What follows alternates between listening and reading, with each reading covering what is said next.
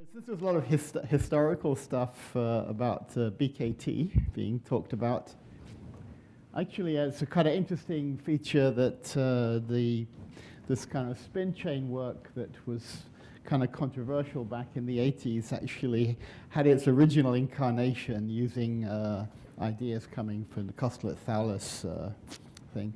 And by the time the thing was actually published, it was the argument had got more sophisticated and lost some of the Kostelet-Thouless roots.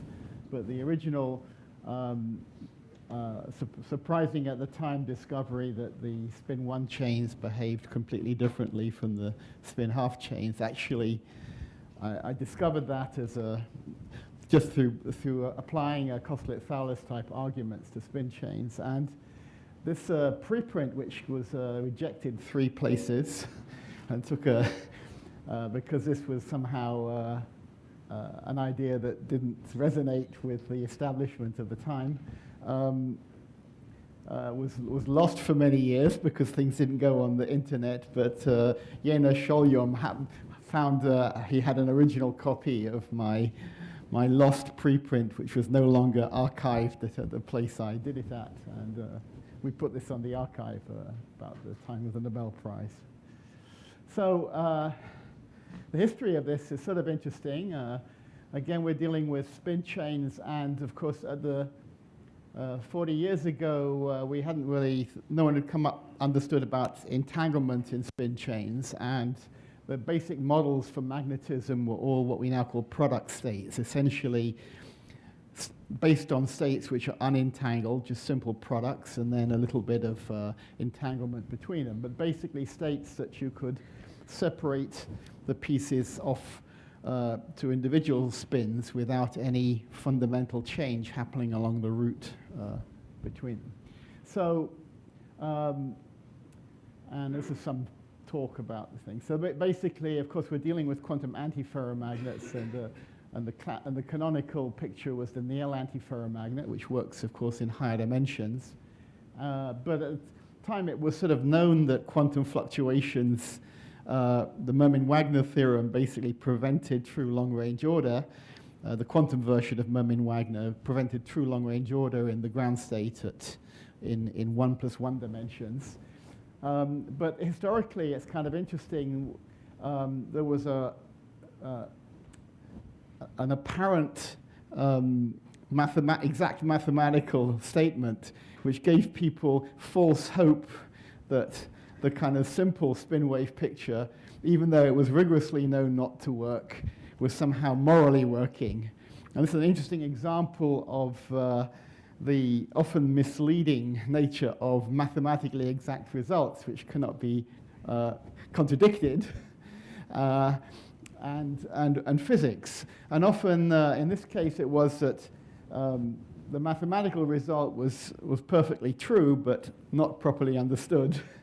And the people who understood the mathematics didn't understand much of the physics, because Hans Bethe discovered the beta ansatz solutions before he went on to discover, how the sun works and the fusion processes. But his first work on this took about 50 years to be fully digested and understood. So he didn't understand why his ansatz worked, and it took a lot of very powerful mathematics to really discover the underlying quantum group structures of all this.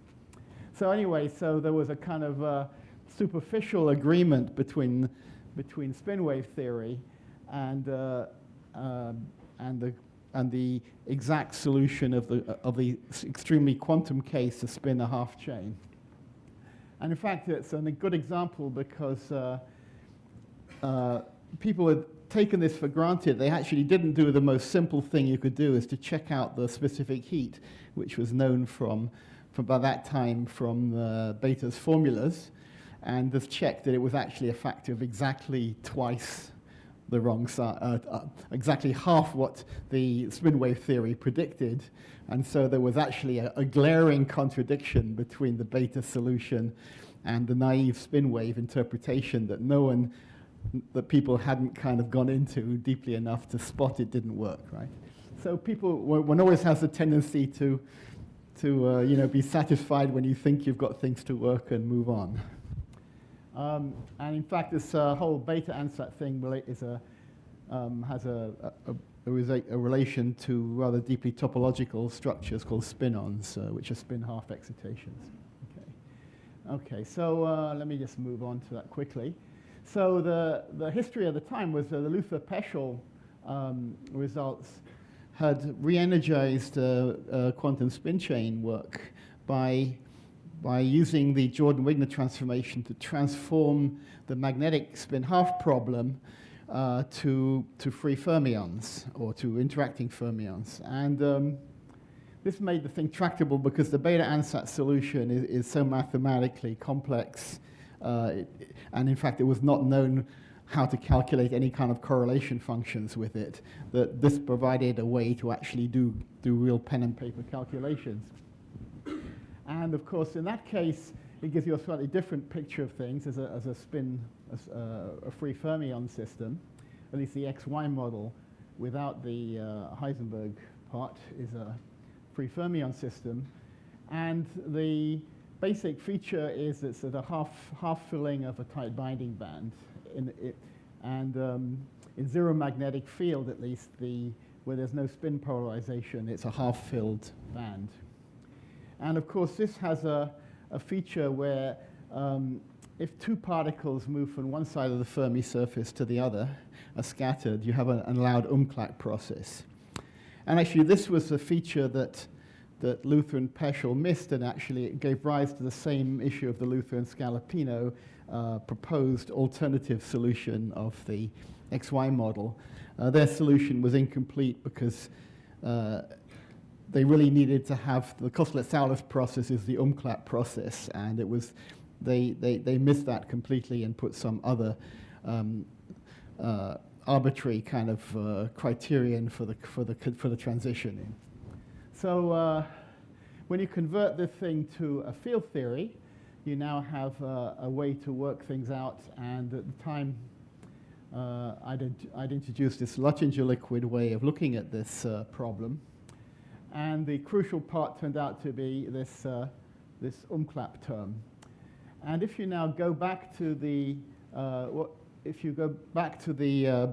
beta ansatz solution and armed with a phenological, the Luttinger liquid approach to this, which fitted the any 1D system with a phenological field theory that you could now extract the parameters by looking in detail at the spectrum of the exactly solvable model, and calculated these Luttinger liquid parameters. And the key thing that happened was when you actually calculated out some curves of constant scaling dimension in a plane of, this is the filling factor of the fermions, where half filled is zero magnetic field, and this is spin polarized down and spin polarized up.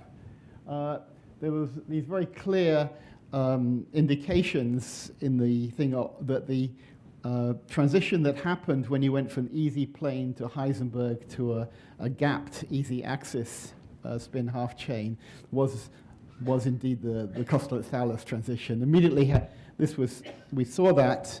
It became obvious that there was a missing Umklapp term, which was missed because the naive picture would say you couldn't have psi-dagger. Two fermions can't be in the same place. But in fact, of course, you pick up a Umklapp term. Two fermions interact if they're spinless by being next to each other, and there was a gradient term that went in. And so when this was done, it became very clear what the Kosterlitz-Thouless processes were going on in this spin half chain. And by looking at the full phase diagram, there's various parameters. One could vary the parameters that matched into the fugacity of the Kosterlitz-Thouless problem. And of course, the interesting feature in the quantum case, which is somehow richer than the classical case, is that the fugacity of a classical Boltzmann factor system is always a real positive quantity, while this matrix element for producing vortices, or the analog of vortices tunneling process, is in the quantum case, is in general a complex number, and if it's got some time reversal invariant properties, then it's a real number. So in fact, the spin chain problem has one replots the Kosterlitz-Thalès scaling theory not as something squared, which would give rise to these quadratic curves, but as a linear function, and then you see that there's a meaning to the phase diagram for the positive and the negative values of the fugacity, and you have two different fixed points on either side of these systems. So this was the spin-half system, and the interesting case, of course, what happens here in the vortex thing is that if I'm starting from an easy plane system, a vortex, again, I guess as Thierry explained, essentially is a tunneling process, an instanton in time, and if I look at some history of planar spins, and I want to make a thing where I twist, I let them rotate through 180 degrees to the right or 180 degrees to the left on either side of a singularity in space-time, we get a tunneling process which changes the topological winding number. So here was a Heisenberg system, a planar system with no winding number, and the way you have a transition to a system where the winding number of the planar field has changed has to go through this instanton process. And okay, so viewed this way, we see that the tunneling event occurs on a bond. If I want to break the order of this lattice system to rotate the spins to change the winding number, the instanton process, the tunneling process, occurs on a bond between two spins, and at the center of that you can see that while away from the center of the vortex the spins are all anti-parallel to their neighbors, at the center of the bond there has to be one place where the spins go through a configuration where they're parallel.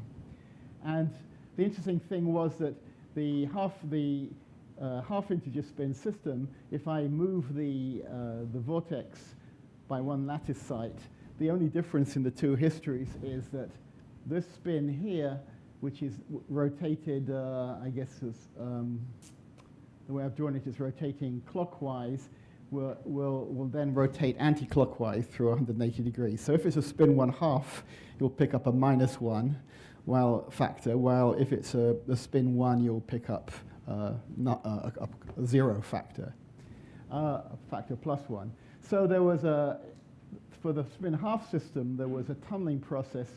The tunneling on neighboring bonds, if the strength of the bonds was identical, had an exact interference. And it turned out that the Kosterlitz-Thalès process for the spin-half case involves a double vortex. A single vortex cancels by the interference effect, and you actually have to do a double vortex, which means that the transition to the massive state is actually to two possible ground states, okay, because the winding number is conserved modulo 2.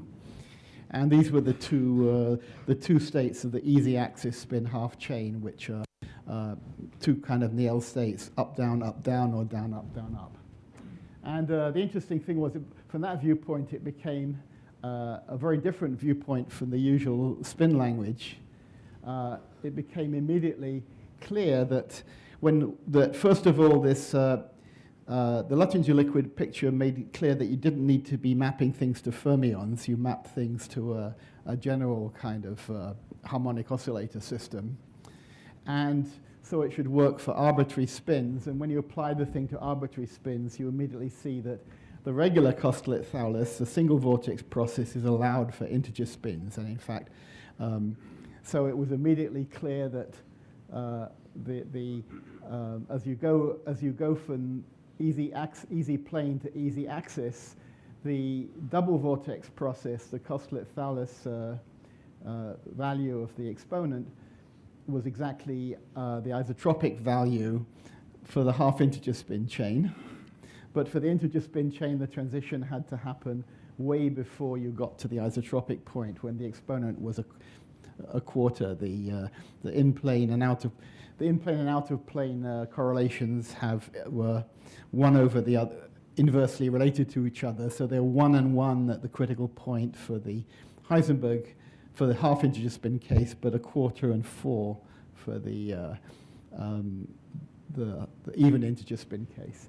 So in fact, it turned out that was the interesting gap phase which occurs in between the easy plane gapless phase and the doubly degenerate Ising phase was the first of these topological phases. But later on, after this paper was kind of rejected and dealing with the referees' comments, we came up with a more isotropic discussion of the whole thing, and somehow the Kostelet-Thalès angle of this interesting discovery got quite lost. So I thought it was kind of interesting little historical thing to go into.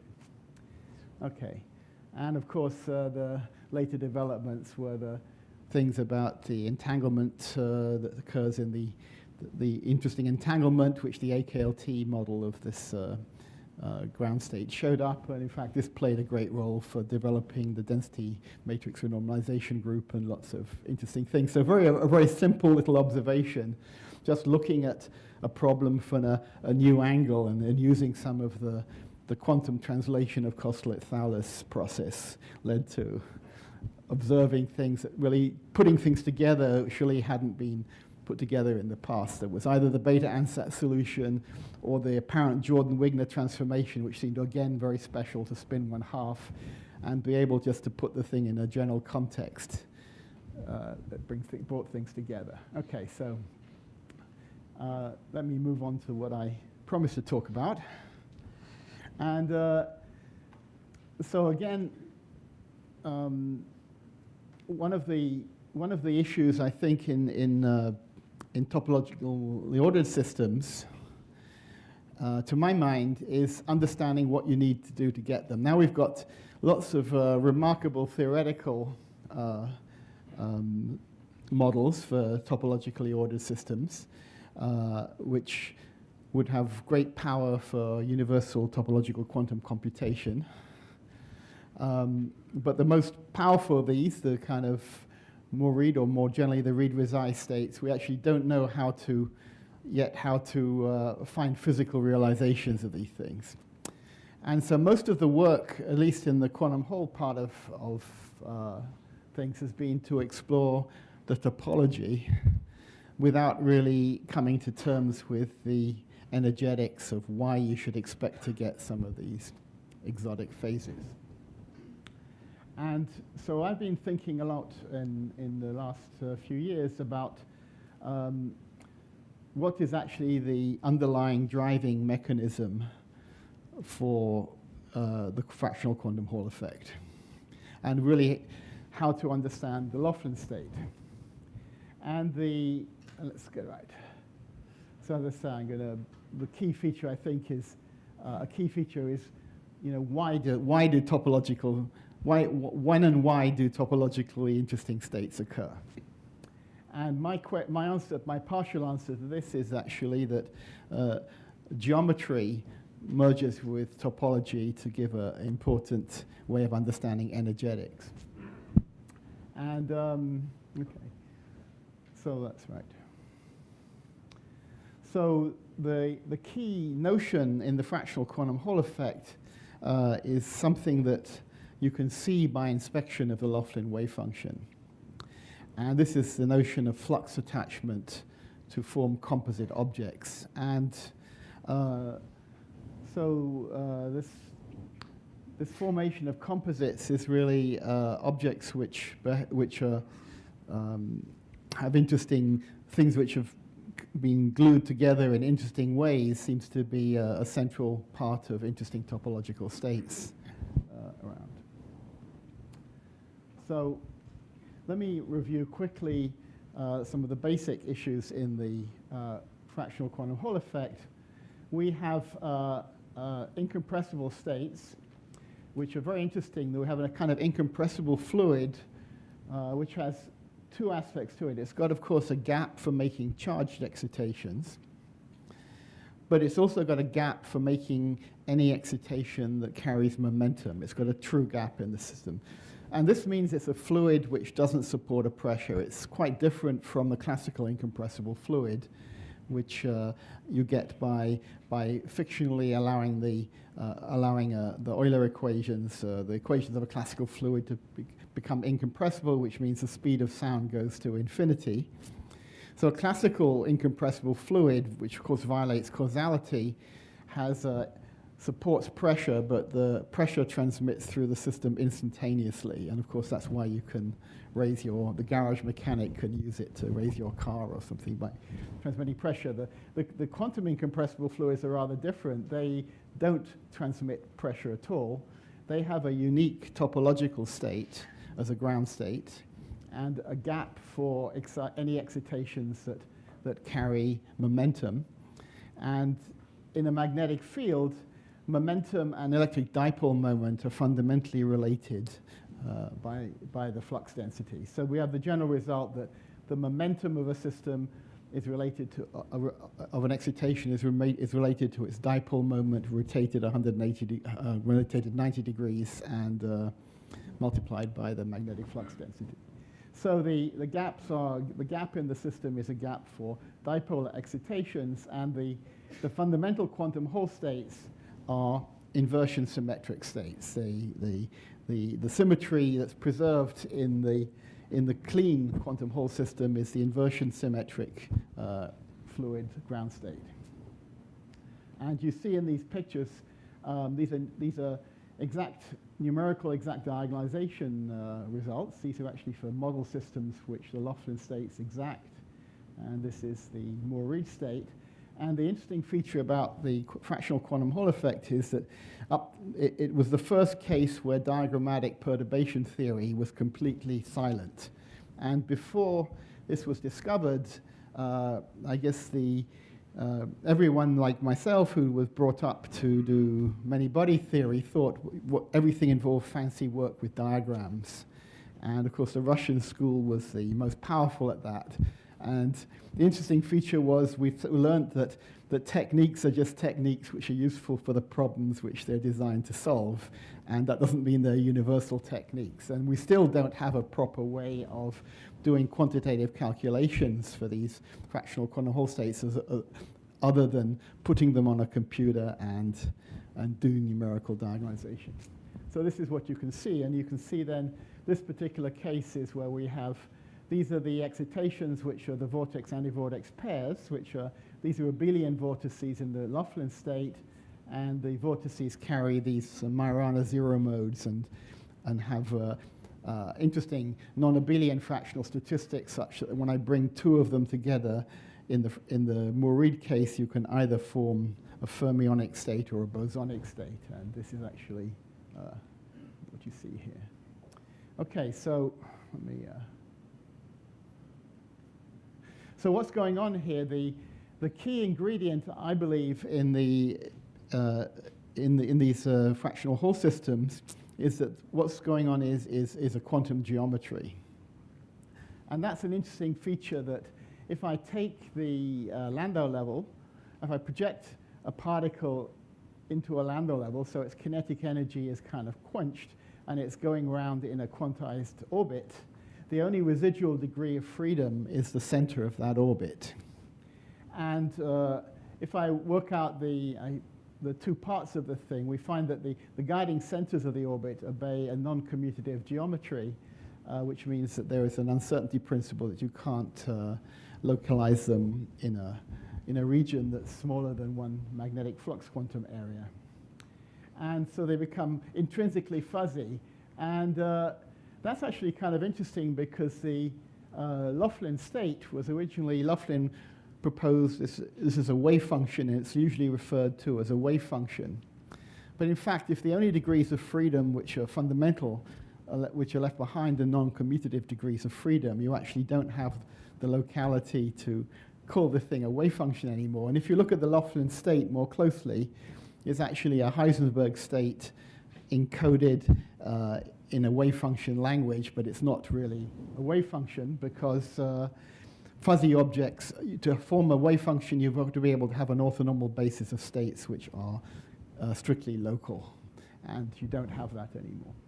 So, so Laughlin discovered this by, in fact, as a result of doing numerical calculations, and we did a 3-body calculation, and he found an interesting state, and small enough number of particles he could actually work out what the wave function was, and when you write it down, it's incredibly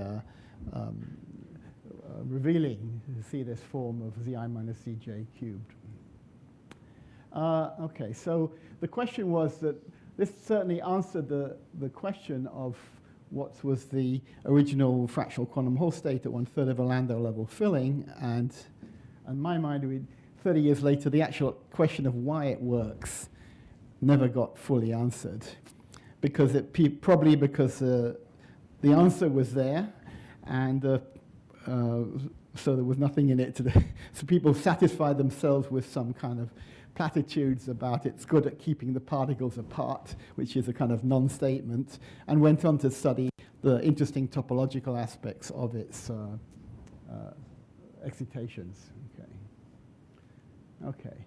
So the actual Laughlin state was also remarkable at the time because it was apparently a state that did better than any variational state without a variational parameter. There's no apparent continuously variable parameter. The only obvious parameter in the Laughlin state is the number, the integer that you put up here, which has to be an odd integer for fermions. And in fact, of course, that was the bit that made the Laughlin state so compelling, because the big mystery at the time was why you got a fractional effect at 1/3 but not a quarter, not a half. And in fact, I was one of the referees of this paper, and I had my own crazy theory, but I knew within about 10 minutes that Laughlin had nailed it just by that one detail. It was so compelling. And but in fact, this is a wave function that has a hidden variational degree of freedom, which is not at all evident. And that is that it's written in terms of a complex number z, or z, which you'd think from complex analysis class, well, that's obviously x plus iy. And of course, if you have a rotationally invariant system and you want Laughlin state to be rotationally invariant, then z is x plus iy. But there's actually a geometrical information buried in that thing, So in fact, the Laughlin state is actually a family of states, and the hidden parameter is the relationship between, z could be 2x plus a half iy, for example. Right? And this actually, a key point in the thing. So, so I'd say that the interesting degree of freedom is this hidden geometry of the system. And initially, people would have made the automatic assumption that the geometry of the state would be rotationally invariant, because they thought that, you're working on if you have a system which has an underlying cubic lattice or square lattice, then you naturally have some isotropy. And but actually, there's two separate geometries in this problem. One is the geometry of the shape of the Landau orbit, and the other is the geometry of what turns out to be the shape of the flux attachment in the system. And one of them is to do with kinetic energy, and the other is to do with the repulsive interactions between the particles. And the kinetic energy comes from a dispersion relation of a block band structure, and the interactions come from a dielectric tensor somewhere. So there's actually no fundamental connection between the two things. Just the assumption of a hidden rotational symmetry, of course, means that both the two tensors involved in the thing have to be congruent, and they hide the fact there's completely different physics going on here. So, so I say here was the Laughlin state again, and originally the arguments for its holomorphic structure were based on saying that in a rotationally invariant lowest Landau level, the wave function has to be a holomorphic function of z times a Gaussian factor. And it's often still referred to as a lowest Landau level state, but the Laughlin state also occurs in the second Landau level. So in fact, the argument that the Laughlin state has this holomorphic character and relating it to lowest Landau level projections is actually has no logical basis for itself. And it turns out the holomorphic structure is entirely to do with the guiding center's degrees of freedom, the non-commutative geometry, rather than the Landau orbits. Okay. And so I guess I probably should move on more thing. But basically, the non-commutative geometry can be better understood that you divide the coordinate of the electron up into, it splits up into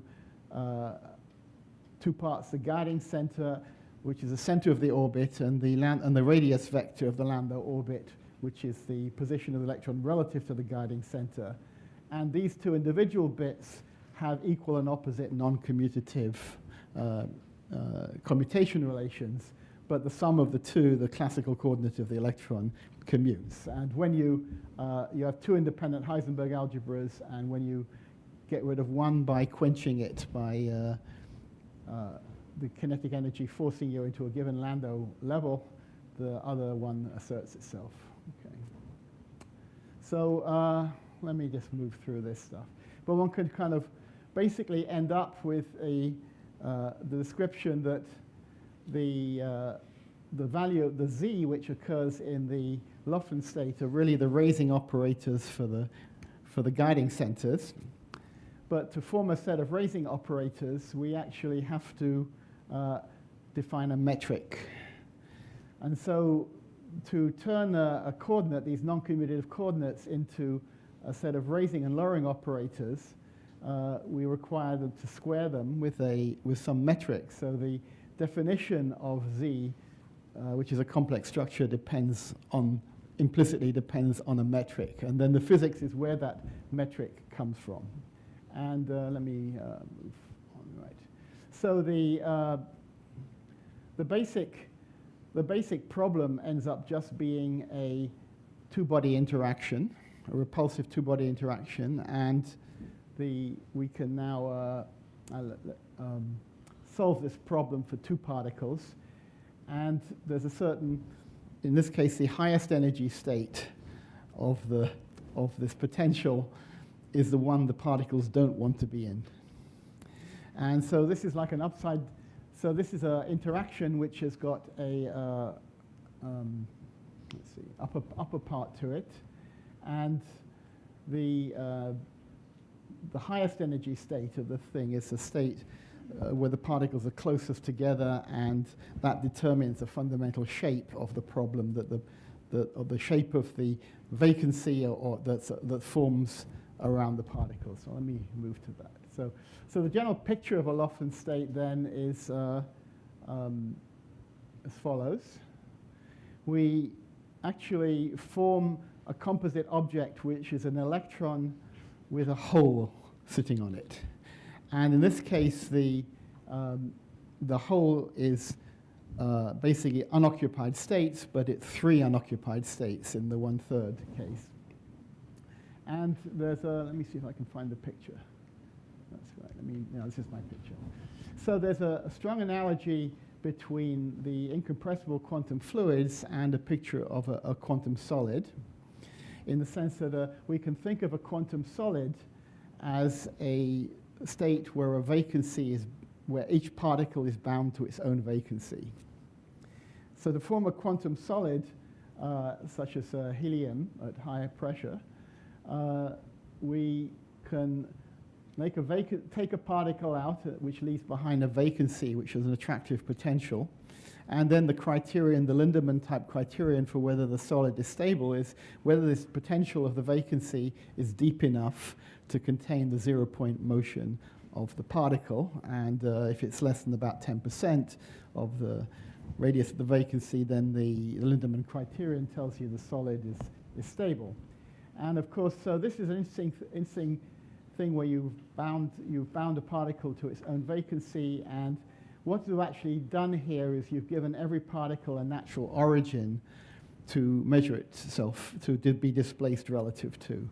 So in a liquid, there's a natural, every particle has a an origin ambiguity. There's no natural origin for the particle to be measured against, and the guiding centers of a system are a measurement of the displacement of the center of the orbit relative to some origin. And in a solid, the origin comes about. The origin, of course, is defined relative to all the other particles in the system, and it means that the particle has got a natural place, the center of its unit cell, the center of its vacancy, to measure its displacements relative to. And in fact, the same picture is the picture which describes the incompressible quantum liquids that we find in the quantum Hall effect. The flux attachment, which is often viewed as a very abstract notion, some kind of gauge field, of course is a gauge field. But the flux attachment is essentially telling you that every particle has created a vacancy around it. So 1 unit of flux corresponds to 1 independent state of a guiding center. So what's happened in the 1/3 fractional Hall effect is that every particle has created a vacancy that uses up three independent states associated with it. So it's gone beyond the Pauli principles, which would say that one state is killed by every fermion you put in the system. Here these can be fermions or bosons, it doesn't matter. And they occupy, but every particle attaches it to itself an integer number of independent one-body states, which are the independent positions of its of a guiding center. And the degree of freedom that was left hidden is that the area of this of the correlation hole is fixed by gauge aspects of the problem, but the shape is not. The shape is a degree of freedom which must adjust itself to minimize the correlation energy to keep the so the form of the interaction will determine the shape of the correlation hole, just as it would do in the solid to keep the particles apart. And there are a lot of interesting aspects to this. But the Laughlin state has the feature that now if I make this basis of states centered at some point, and I choose a given metric to define these raising operators for the guiding centers, then I get a kind of onion ring pattern of shape, of orbits around the central point. And the Laughlin state has the feature that if the central orbital is filled with 100% accuracy, the next two orbitals are for 1/3 filling are completely empty. Now, the real system with a Coulomb interaction, it's not quite, it maintains that, but it's not like 100% empty. There's some more fluctuations, but the essential flux attachment feature is that. But of course, the metric aspect of it is that I could choose to make this construction with different shapes of my onion rings, and the degree of freedom you have to find is the one that minimizes the shape. So this is very much like the structure is very much like the Hubbard model, except there's a non-lattice version of the Hubbard model in the sense that every particle exclusively creates an exclusion zone around itself, which it owns, just like an upspin particle on a lattice site in the Hubbard model will own that site and prevent a downspin particle from going on it for energetic reasons. And this is the picture. And a lot of other interesting stuff has come out in recent years. I mean, a lot of work on these geometries.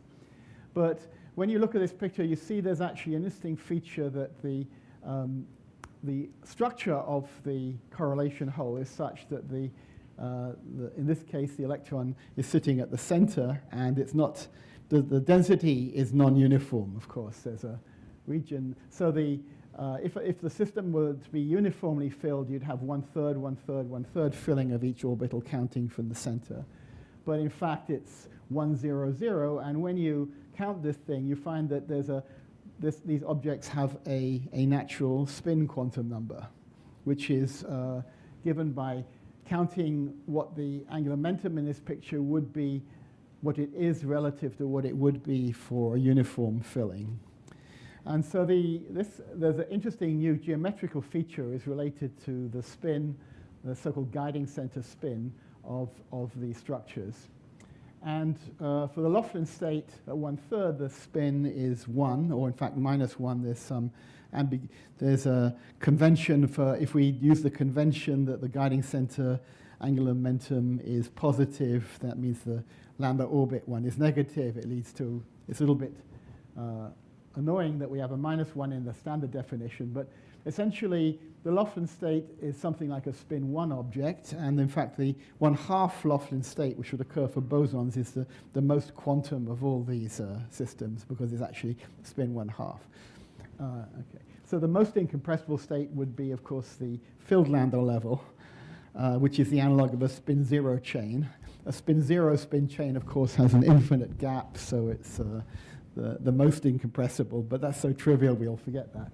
So this is the structure. So we see these kind of structures, and as for the more general Laughlin states, for example, the most general thing is the composite object is p particles in q orbitals, just like having a unit cell with more than one particle in it.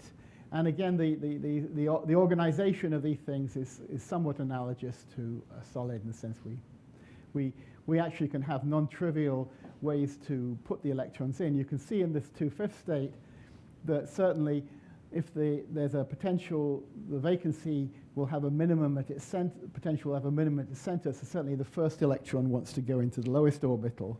But in fact, when you go to the second Landau level, this potential is somewhat weaker, and the second electron will be repelled by the first one. And so in some cases, it seems like in the second Landau level, it's quite possible that the 2/5 state is the one where the electron goes into the third orbital rather than the first one. So there's interesting structures. And so the other problem, and the other issue in this whole thing, these objects can be called composite bosons. And so these are the analogs of the unit cell in a solid. And there's another picture called composite fermions for the fractional Hall effect, which is also describes various things, aspects of the thing. So it turns out that when you look at this sequence of 1/3, 2/5, 3/7, which ends up at 1/2, there's of course a composite. We now know there's a composite Fermi fluid with a Fermi surface at 1/2, but the composite fermion picture is then that when a particle, if I make a 1/3 state, the 2/5 boson is actually the quasi-particle of the 1/3 state. If I start to add extra electrons to it, I get these extra droplets of the next feature up. And the composite, we can see now that composite fermions correspond to an electron being transferred between these objects. And you can see that the natural thing is that if an electron moves, it can also, the composite fermion is it takes two fluxes with it. And so there's a whole very interesting thing. So let me just, since I move on. So there were a number of issues here, which are the 0-point fluctuations of this metric now show up and explain the remarkable feature that was discovered by Gervin, McDonald, and Platzman, that the structure factor of these systems goes like q to the 4th. It turns out to be a natural property of the 0-point fluctuations of the shape of the composite object, just like the 0-point fluctuations of a solid show up in the Debye-Waller factors. And the other thing which I'll just mention because it relates to skyrmions is that it turns out then that the shape can, of course, will have some value to minimize the correlation energy, but you actually want to minimize the sum of the correlation energy and the inhomogeneous potential. And so it turns out that the electrons couple not just to the magnetic flux through their charge, but the composite bosons also couple to the Gaussian curvature of their metric through the spin. And this is the so-called Wen-Z term that was discovered. But we see that the electron density is no longer completely fixed by the magnetic field, but it can adjust itself by paying a correlation energy cost to have some spatially non-uniformity of the curvature. And this means at the edge of the system we can get some where there's a differential flow, and there are interesting whole viscosity aspects to this. We get some elongation of things, and in fact, a quasi-particle itself will have the charge around it can get moved around a bit by a local deformation of inducing a local curvature. And this actually was something that was originally discovered in the context of ferromagnetic quantum Hall states, where these topological structures were called skirmions in honor of Tony Skirm from Birmingham. And the same kind of skirmion type physics, which was discovered in connection with the Pauli spin of the electron, and the Berry curvature occurs also in this case in connection with this guiding center spin and the Gaussian curvature of the metric. So a lot of kind of new, quite interesting features, and we're starting to come to get, and there's lots of, I guess there was, I probably can't show this stuff, but there's a lot of work. There's various Chern-Simons terms in these things. There's a gravitational Chern-Simons term, and there's a lot of new, interesting geometrical features occurring, and we're starting to understand the energetics and gaps of the fractional Hall effect, and coming to terms with why Laughlin works. Thank you.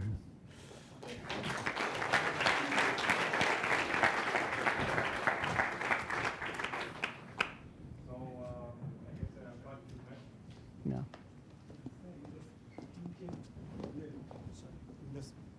In the in-chain problem, you told the single vortex and double vortex. Yeah. So in the double vortex and single vortex for this two situation, suppose if I calculate the winding number, how the winding number will define from W equal to 1 to 2 transition? So the double vortex allows the winding number to change. It's an instanton. It allows the winding number to change by plus or minus 2. In the plus spin or chain. minus 2. And so you in the half integer spin chain, the Kossler-Thales process describes the transition from easy plane to easy axis, where you have a twofold. You either have up, down, or down, up. You have a twofold degenerate Niel state. Now, for integer spin, of course, you do also get a twofold degenerate Niel state, but the solitons of the domain walls of the integer spin and half integer spin chain Niel states are rather different. The domain wall of the half integer spin chain carries spin plus or minus a half, but it actually carries spin 0 in the integer spin case. So the domain walls actually have only a Z2 character. They can create and destroy in pairs, and if they carry a conserved quantity for the spin half case. So there's kind of, one can tie all this stuff together for the Kossler-Thales process for the spin chain. Yeah, suppose, sir, when I calculate something on the winding number, this type of situation, is it depending on the degeneracy of the ground state of the system? I think degeneracy of the ground state. Oh, the ground state degeneracy is because if you're in the easy plane case, the winding number is topologically conserved. And the winding number is destroyed completely in the integer spin case when you go to the massive case, but for the half integer spin case where there's only double vortices allowed, the winding number, the winding number modulo 2 is conserved, and the two possible ground states of the spin chain, easy axis spin chain, turn out to be the even and the odd winding numbers. And you also find out that the one winding number twist for a spin half chain adds crystal momentum pi to the system. So the two ground states of the spin half Niel system with easy axis, one at the center of the Brillouin zone and the other is at the edge. Yeah. So Yeah. Thank you. Already a little bit late in time. Yeah. Maybe one last question, right?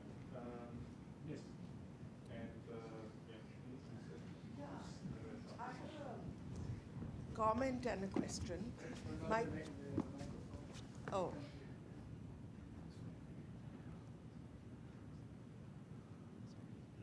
My voice is very loud, so I have a comment. One is that all this sprang from the fact that we were not able to find the solution to the quark confinement problem. It was evading us. Yeah. And then we got to models which were simpler, and they gave us new ideas to doing this. Yeah. And we looked at the beta functions, etc. And now they have a life of its own, and they are completely out of their domain. But in that other domain, many other problems are coming in, Chern-Simons, non-abelian Chern-Simons, non-abelian statistics, Sali statistics, and so on. So, will there be a meeting ground again? Or now are these children just there and then they will just fly all over the world? Lattice gauge theory has got, as you can see, in the condensed matter now, especially in these topological states, basically the fancy stuff is all various lattice gauge theories, which are liberated from the constraint of having to have anything to do with the Lorentz point group of space-time, right?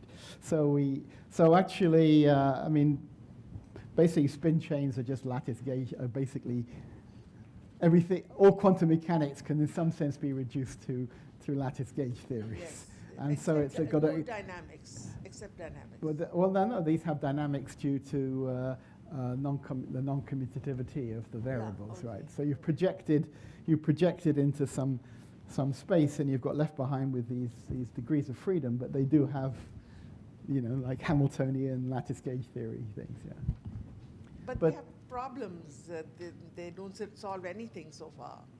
Well, I think in topological matter, the Hamiltonian formulation, as opposed to not lattice in space-time, but lattice in space, has really led to lots of new kinds of exotic possible states. Now, in fact, most of these, I think we're going to hear about spin liquid states, and they're essentially, a lot of these things could be viewed as project into some highly degenerate space, which has got interesting commutation relations, and there's a lot of great stuff coming out of Hamiltonian lattice gauge theories. This was just my remark. Yeah. My question is there a new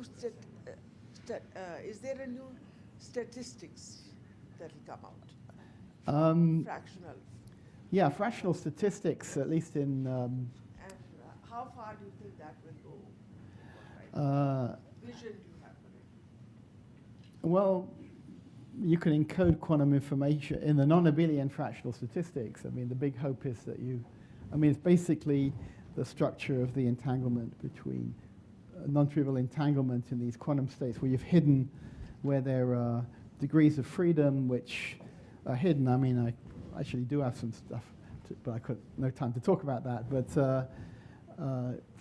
no, there's a lot of very interesting stuff. I think it's coming from the Hamiltonian viewpoint on lattice gauge theories, where you actually have quantum mechanical degrees of freedom in there. Yeah.